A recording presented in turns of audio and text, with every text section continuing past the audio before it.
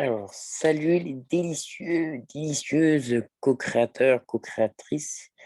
Ici Xavier pour le jour 55 du défi Mission de vie, session 2, le vide pour le plein. Et donc, il est demandé une proposition de partager une expérience d'un groupe par rapport à ce qui est appelé cette vécu de nuit noire de l'âme. Je trouve que ça fait très Jung, ça. En plus, derrière, je trouve agréable le décor. Ça me fait penser à Jung, la tapisserie, dans ces trucs. Donc, bref, c'est une coïncidence, hein. Je sais pas, je me suis mis là comme ça. Et oui, déjà, ce que j'ai trouvé marrant, c'est ce matin, c'est ce que je me suis fait avant de lire encore la page du défi. J'avais l'image ce matin, justement, de ça. Je trouvais comme marcher. Je me voyais marcher comme un peu dans un brouillard, c'est pas vraiment, enfin, si, un peu brumeux, pas très, un peu noir, un peu sombre, un peu pas trop gai, et comme si ça me tirait un peu derrière. J'avançais quand même, mais c'est pas, c'était pas, c'est pas négatif, mais c'était, voilà. Donc en fait, ça correspond assez bien à ce défi.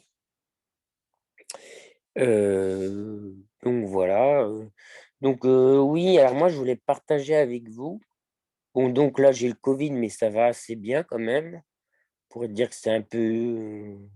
Oui, c'est peut-être pour ça aussi que ça tire un peu. Mais franchement, ça va. Alors, par rapport à cette nuit noire de l'âme, moi je l'ai souvent vécu beaucoup. Et mais c'est là que ça m'a à chaque fois amené vers, quelque chose qui était, bah, justement mon âme, vraiment quelque chose de plus profond que j'ai découvert, ça, que ça m'a toujours conduit un peu plus vers ma nature de Bouddha, moi, je trouve.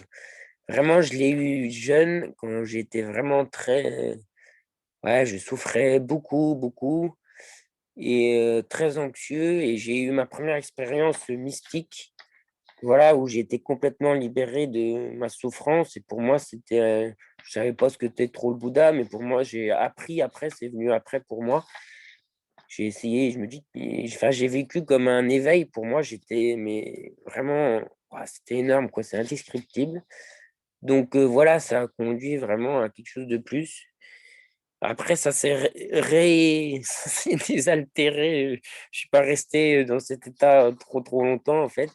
Mais quand même, ça m'a marqué à vie. Ce qui fait que j'ai une foi énorme, en fait, que personne ne peut jamais m'enlever, puisque c'est vraiment une expérience intérieure qui, que j'ai vécue, quoi. Après, j'ai été amené à lire des trucs bouddhiques, voilà. Puis là, du coup, on va relier un peu avec l'actualité. Donc, toujours assez sombre. Bah, j'avais arrivé quand même à mes réalisations que de rêve d'enfant, là, de conduire les gros tracteurs, travailler dans une ferme, tout ça. Mais l'été, j'étais devenu, enfin, j'avais plus de sommeil et tout, puis j'étais sombre et tout. J'étais pas bien, quelque chose qui tournait pas rond avec moi. Alors, c'est en plus, du coup, ces derniers jours, c'est ce que je me dis. Je me dis, j'ai de la gratitude pour mon ancien patron. Je suis jamais trop retourné le voir parce que pour d'autres raisons. Mais là, je me dis, j'ai de la reconnaissance pour lui parce que il m'avait encouragé et poussé justement à. Il voyait que j'allais pas bien, et bah, pourtant, il avait quand même, je pense, besoin de moi. Il m'avait dit: «Bah, qu'est-ce qui te ferait plaisir?» ou voilà, je n'osais pas trop. Puis je lui dis: «Ah bah, ça serait de partir, peut-être voir des jeunes, tout ça». Et il m'avait encouragé, j'avais trouvé la retraite jeune, c'est pour ça que je dis que ça rejoint, l'actualité, la retraite jeune au village des Pruniers, et il m'avait encouragé à aller là-bas, et du coup, j'allais pas bien, et je suis parti quand même faire cette retraite jeune, là-bas. Donc où j'avais rencontré, Thich Nhat Hanh, donc ça m'avait fait une rencontre, bah, assez étonnant, hein. Quand je l'ai vu et tout, je me sentais pas très à l'aise. En fait, c'est pas ce que j'aurais pensé à la rencontre d'un maître bouddhiste, et j'ai que compris après, en fait. En fait, parce qu'il illustrait, vraiment ce que j'avais pas eu, en fait. Ça faisait un choc, quoi, parce que c'était une personne très stable, très présente et tout. Et du coup, évidemment, moi, j'avais manqué de ça avec mon père. Et ça, j'ai compris que des années après. Et enfin bon, c'était une formidable leçon et je trouvais ça vraiment magnifique. Mais sur le coup, c'était toujours noir, quoi. Je me dis, ah, bah, je rencontre un maître bouddhiste, mais c'est pas plus ça. Enfin, voilà, quoi, c'est pas l'éveil du Bouddha, pas la joie, plus que ça. Enfin, si, il y avait quelque chose qui m'a touché profondément, mais des fois, c'est pas comme, je crois, comparé aux premières expériences, c'est vrai, où j'étais complètement libéré. Après, j'ai eu un autre travail, j'ai toujours eu ce que je voulais, en fait, et puis finalement, ça allait pas. Et finalement, je souffrais beaucoup, beaucoup, et c'est ce qui m'a conduit beaucoup à aller dans les temples bouddhistes, à apprendre la méditation, à me pousser à autre chose, quoi. Voilà mon expérience. Et puis je retiens beaucoup aussi l'expérience de quand j'ai fait une thérapie, cette expérience où justement, j'aimais beaucoup ce thérapeute-là, il m'a beaucoup aidé. Et il y avait qu'en avance, il y a forcément des zones où, en fait, où c'est une nuit noire, enfin, il n'y a plus de repères, entre guillemets, puisqu'on va vers autre chose. C'est choquant, mais en fait, c'est bénéfique. C'est peut-être un signe justement que le mental, il lâche. Voilà, voilà pour faire court. Hier, je relisais un passage de livre du don du pardon, et il explique bien ça aussi.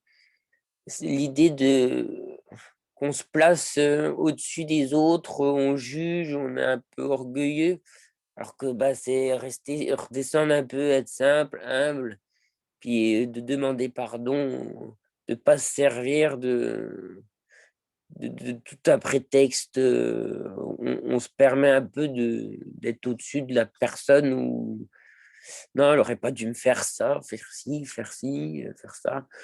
Enfin, ça me parlait encore, cette phase d'humilité. Peut-être que ça apprend ça aussi, la nuit noire, l'humilité. Parce que pour ma part, je pense qu'il y a quand même une grande partie de désir, de vouloir contrôler, que ça soit comme ci, comme ça. C'est pas trop le cœur, ça, c'est encore des suites de la structure de l'ego. Et je prends plein de prétextes pour fermer mon cœur, en fait. Alors que non, voilà. Donc voilà, bon, bah, je trouve que c'est voilà mon partage. Je pense me fonder plus sur la pratique justement voilà, pour moi c'était assez. J'ai beaucoup de synchro encore. En fait, c'est des périodes qui sont fertiles. Allez, merci beaucoup, bonne journée, salut.